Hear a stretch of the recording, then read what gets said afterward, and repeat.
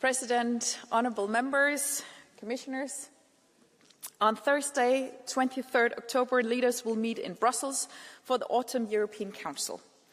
Their meeting will, as always, start with an exchange with the President of the European Parliament. A full agenda is expected for the European Council, with issues from foreign policy and defence and security to competitiveness and the green transition. Leaders will also talk about housing and migration, issues that are particularly important for European citizens.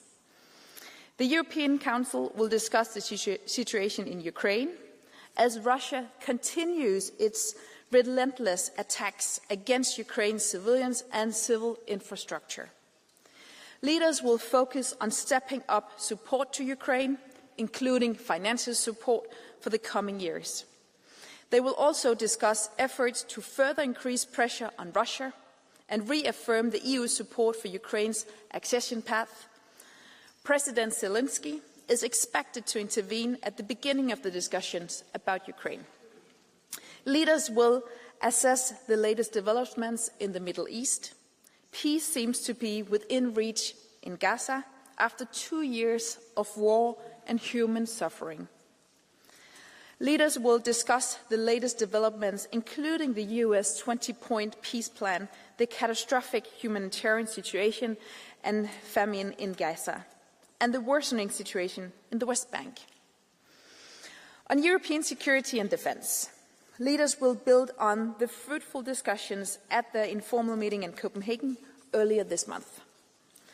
The European Council is expected to take decisions on speeding up work to ramp up Europe's defence readiness, including commitments and concrete decisions on capability projects and governance. The roadmap on defence readiness 2030, which was presented on Thursday by the Commission and the High Representative, will inform leaders' discussions. Hybrid attacks and drone sightings near our critical infrastructures and hostile incursions into our airspace remind us that we must speed up our work to achieve European common readiness by 2030. Turning now to competitiveness and the transition. Leaders will focus on 3 main topics. First, stepping up our efforts to deliver on simplification. There has been progress so far, but we need to move up a gear in cutting bureaucratic burdens and preventing new ones. This agenda is a high political priority.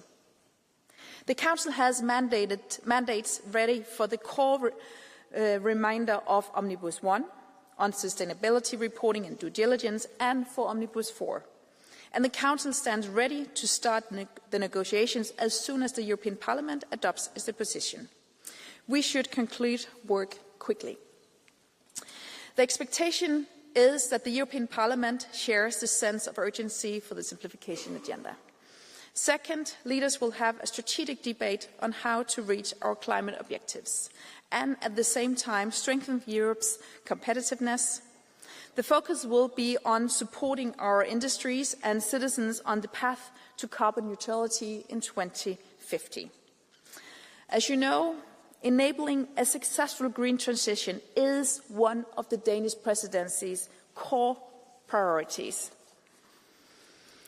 Third, the digital transition, which is key to creating resilient and a competitive solution for citizens and businesses, and crucial in today's global context.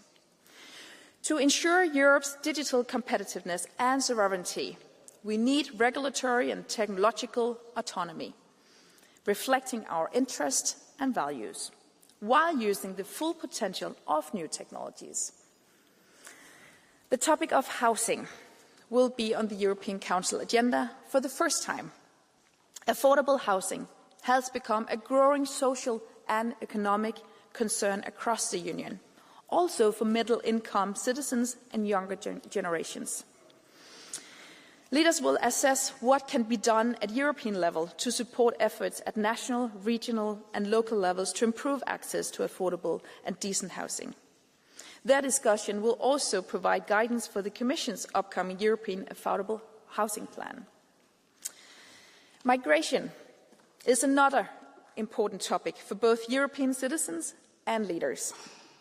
The European Council will get back to this topic to ensure that we work fast on all priority files.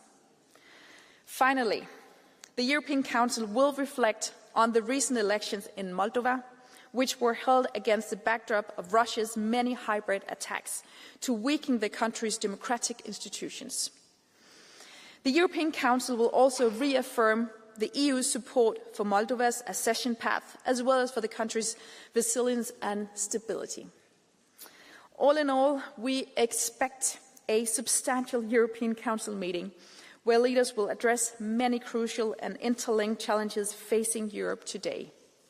Ensuring our security and competitiveness goes hand in hand with increasing our efforts to harness the digital and green transformation. This is also a key priority for the Danish presidency, and we continue to work with the European Parliament in resolving these important issues. Thank you.